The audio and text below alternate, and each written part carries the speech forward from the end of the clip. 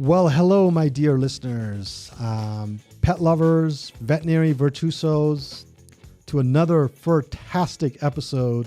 And today we're sinking our canines into the juicy bone of digital marketing that can transform your veterinary clinic from the neighborhood's best kept secret to the howling success of the pet care world.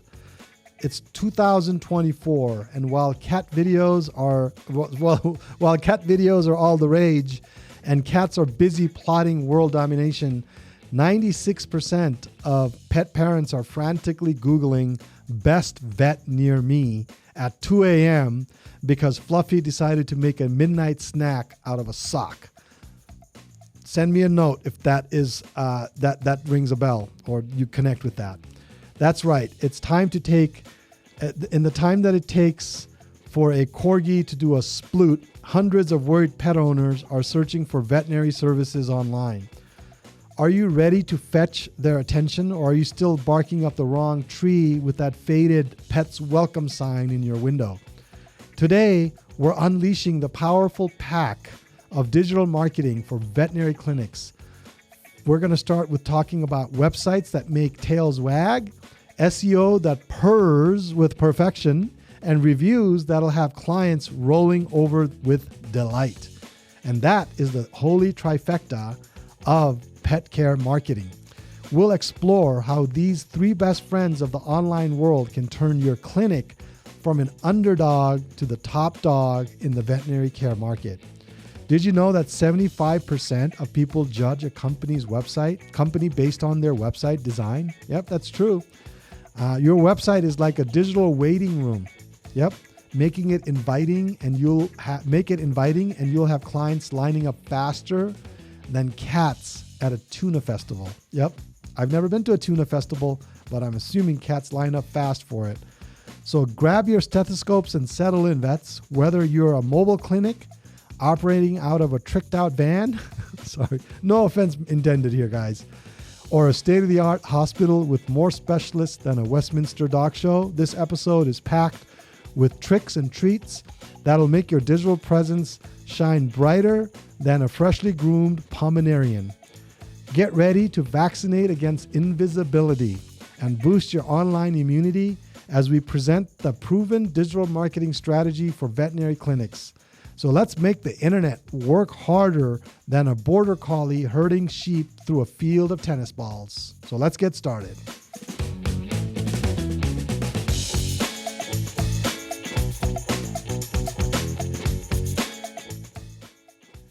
Welcome to the latest episode of Corner Your Market podcast. I'm glad you're here. On this podcast, I talk about everything related to digital marketing, from website design and development to SEO, PPC, email marketing, social media, analytics, and everything in between. So if you're a small business owner, a marketing manager in a company, or an entrepreneur, and you want to get yourself up to speed on digital marketing related topics, this is the place for you. So like and share my videos, subscribe to my videos, and every other week you'll be receiving fresh new content that will help you grow your business by helping you improve your digital marketing. Thanks for watching, and don't forget to subscribe.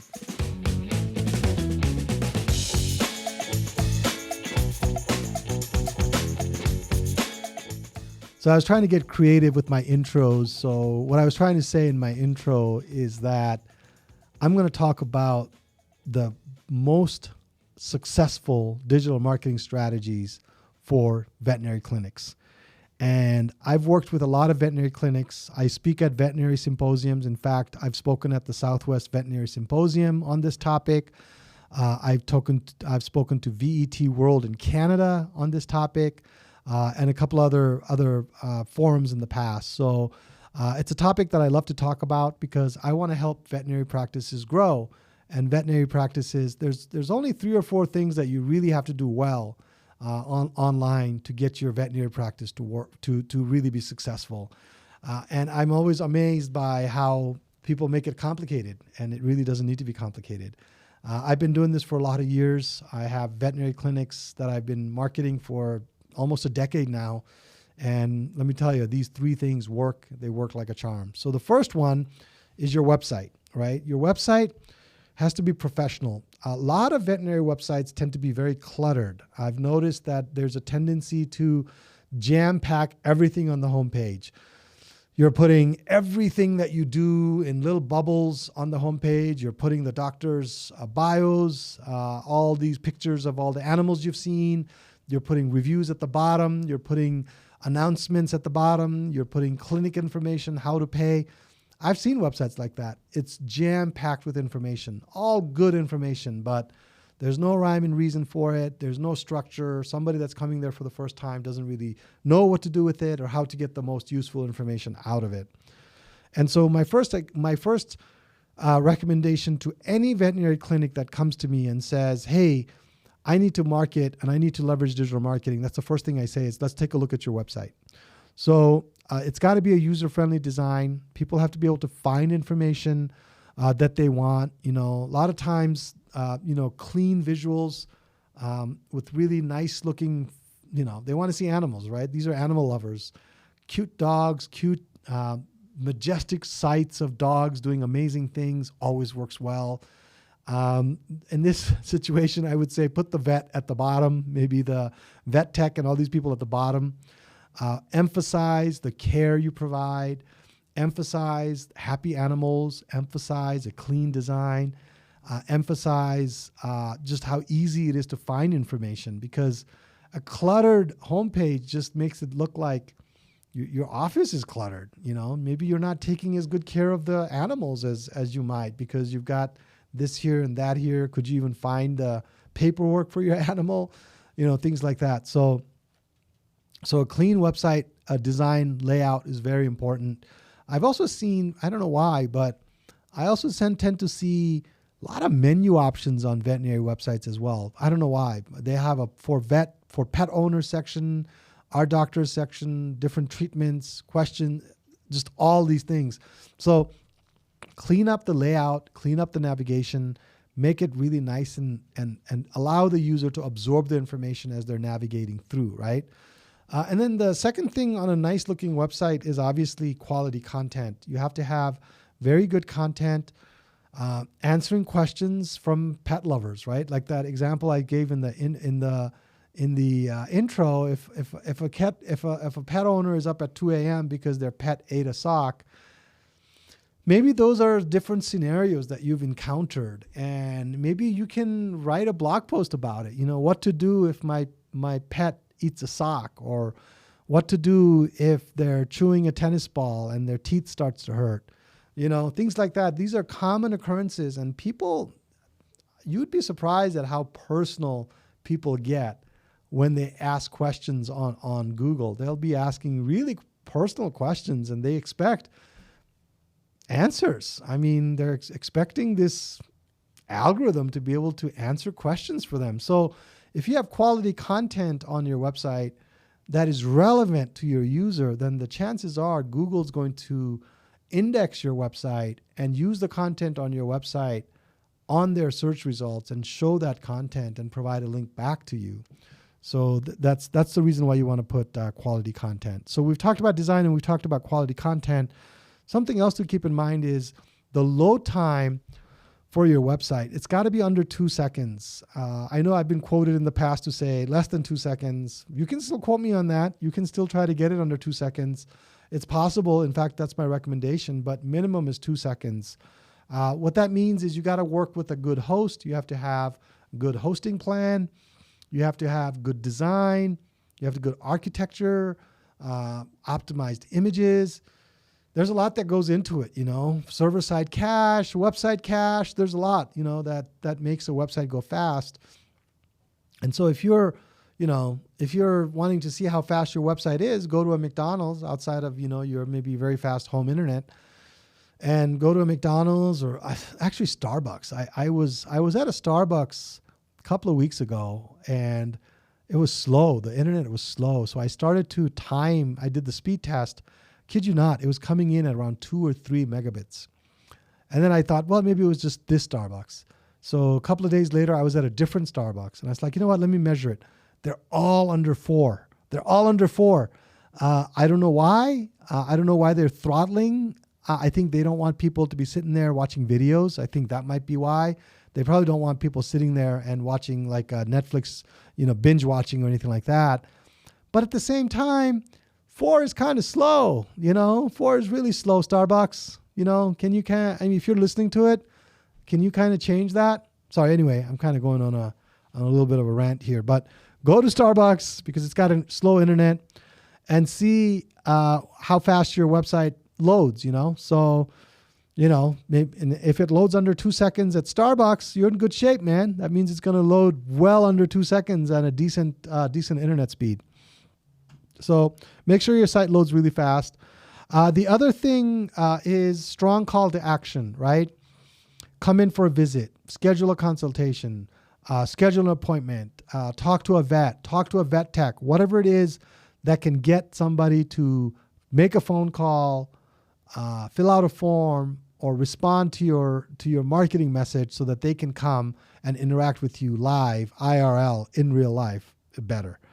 Mobile friendliness is another one. I know sometimes people go overboard in their designs with images and graphics and things like that, and they never pay attention to what it looks like on a mobile device. So anytime my designer finishes a website and sends it to me and says, "It's ready, boss," I always look at it on mobile. I don't care about desktop. 70% of the global traffic is mobile. 50% in the US is mobile, I believe. And in certain demographics, like the 25, 27 age group, it's probably 80% is mobile. So look at it on a mobile device, see how it looks, see how it feels. And believe me, invest in a good looking website. Don't say it's been, I've gotten this far doing it. Clean it up. It's not very expensive to do. Find a good designer, find a good company. And if you're looking for one, give me a call. I've been doing this for many years. I've got a great design staff. We can put together a really nice looking website for you. So anyway, websites play a very important role in your success. Now, some people, slight segue, when I've talked about websites, people recognize, okay, I need to do a website, but what do I make the website in? And there's a lot of CMS platforms out there. My preferred recommendation is WordPress. I'm not a WordPress fanboy, anything like that. I've been on WordPress since 2007. I've had a long journey with WordPress from the early days of WordPress when it was just a blogging platform. And the question back then was WordPress versus Blogspot. Now, you guys probably don't even know what Blogspot is, but I didn't have a lot of gray hair when I was answering those questions. But WordPress is a great, very user-friendly, highly customizable, vast, this is one of the strong points, vast plugin and theme ecosystem. It's extremely SEO friendly, and it's cost effective. The only downside to WordPress is regular updates, regular maintenance, and if you don't do that, you might have a hack. So, but then again, listen to my caveat. If you don't do that, if you don't drink water, you'll get dehydrated. If you don't update WordPress, you're going to get hacked, right? If you drink diet soda and sodas for the rest of your life, you're going to be very obese. That's a scientific fact, right? So if you don't do that, you're not going to get obese, right? So same thing, right? You got to keep WordPress updated. Now, there's a couple of other platforms. I don't recommend them myself. I have never moved anybody from WordPress to these platforms. I've always gone the other direction, moved them from these platforms to WordPress. But I do want to mention it because I know people use them, and there's lots of people that actually enjoy them, which is fine. Squarespace is one. It's visually appealing. It's easy to use. Cons, limited flexibility, higher pricing. There's pricing associated with it. There's things you can't do on it. I don't find it to be SEO friendly. Same thing with Wix. Same thing with Weebly. They all have the same limitations and the same pros and cons. Another one is HubSpot CMS. I don't want to express too many opinions on this one. HubSpot has a lot of lawyers.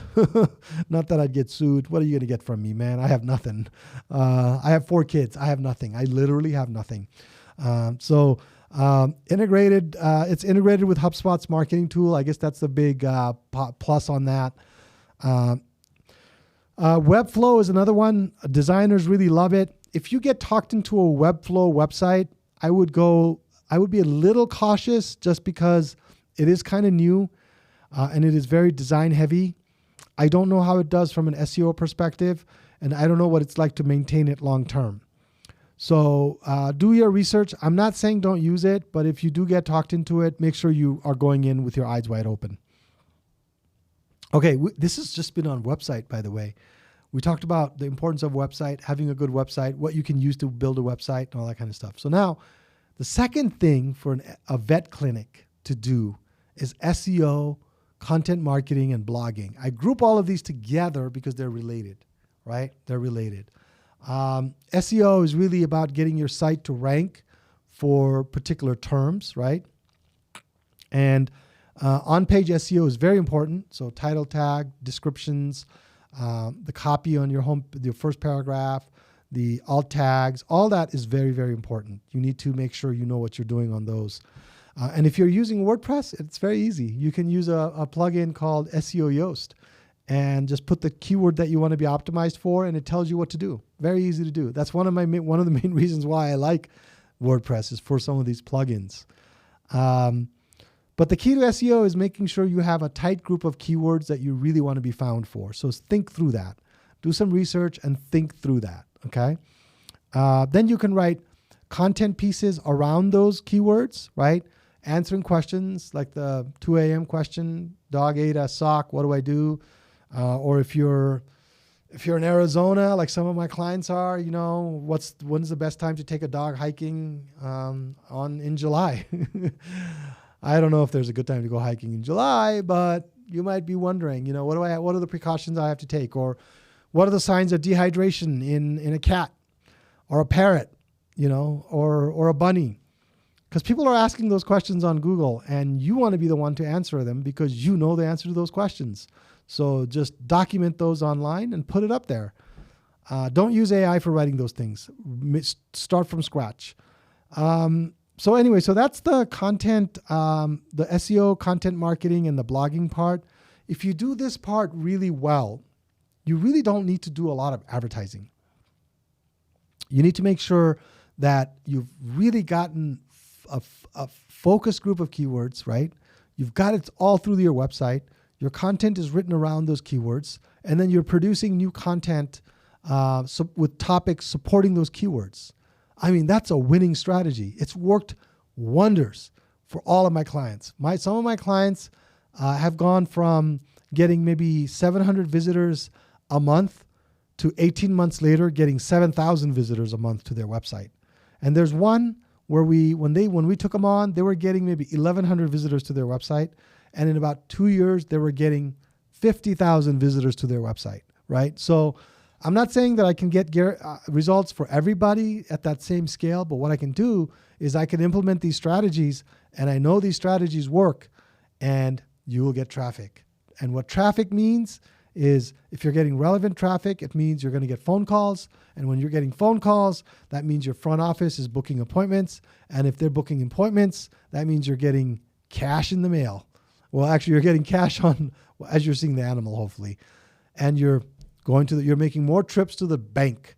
So more traffic means you're you're jamming up traffic going to the bank. So anyway, that's kind of my dad humor. I hope you laughed. If you're a dad guy, you know what I'm talking about. Dad humor, right? Okay, number 3.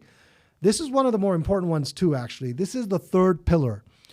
Reviews and location marketing. And what I mean by location marketing is those claimed pages, right? You have a Google My Business page, you have a Bing one, an Apple one. If you haven't claimed those, go right now, stop this podcast and go and claim those. I'm sure you already have Google claimed. Claim Bing, claim Apple, claim Facebook pages for your business location. Own them. Put your hours, make sure it's accurate, make sure your address is accurate, and make sure that you have NAP consistency. And what I mean by that is NAP, name, address, phone number, consistency. Meaning, if you are, Wasatch Veterinary Clinic, then you should make sure that you are Wasatch Veterinary Clinic spelled out in all of these platforms, not Wasatch Vet Center, Wasatch Vet Clinic. You know what I mean? So you got to make sure it's consistent. And if you've got an LLC behind it, keep the LLC, drop it, whatever you decide to do, be consistent. The big one is on the address. Now, you might think it's not important, but at the end of the day, we're dealing with computers, right? Computers, I don't care what they say about AI. Computers are dumb. The reason why they're dumb is because they only do things in a linear fashion, and they're only told to do, and they only understand what's in front of them. They cannot make assumptions, or they're told not to make assumptions, and they can't make assumptions, right? So what I mean by that is if you are 123 East Main Road in Google, you should be 123 East Main Road spelled out everywhere. Everywhere. Website, social media, everywhere should be that. Or if you're 123 East with the E dot, then that's what you should be. What you should not be is 123 E dot Main in one, and then 123 E East spelled out Main, and then road in another one. Do you see that? Do you see the difference there? Now, maybe in 5 years it won't be relevant, but NAP consistency is important. And also the same phone number. Use the same phone number. Have one main phone number that you use across the board, across everything. That way, Google knows who you are without a shadow of a doubt. Very, very important, right? So that's on the technical side. Obviously, that's a one-time thing, and things like that. The other thing is reviews. So the location pages each have an opportunity for your users to leave a review, right? And I always tell people, use Google. Google's king, emperor, dictator, whatever you want to call him. I used to call Google the king of search. Now I call him the dictator of search, you know? Oh man, don't even get me started on how their algorithm manipulates and things like that. And there's studies done that shows that undecided voters were swayed 90% in one direction based on Google results. So, hey man, check out the studies. I'm not making that stuff up. There's scientific studies to prove that. So that's why I call Google dictator of search. And as long as we are under the thumb of the dictator of search, Google, we have to make sure that the reviews in Google are where we're pointing our people to send write reviews. Don't be afraid to ask your patients for reviews. Be polite, ask it politely, you know, position it as a helpful thing that they're doing to other people. So if you treated somebody with, let's say you treated a cat with diabetes and the owner is really, really appreciative and you use some innovative ways to kind of calm their cat down and things like that. Maybe you want to talk to the cat owner and say, thank you, really appreciated taking care of your cat.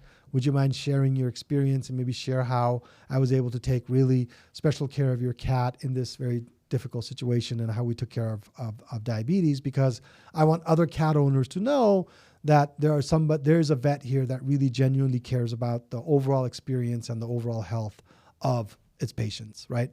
Now that's a little bit of an altruistic motive that you've given this pet owner to go out and write reviews. So do that, build reviews on Google, have your NAP consistency, have your pages claimed across the board on all these different platforms and things like that.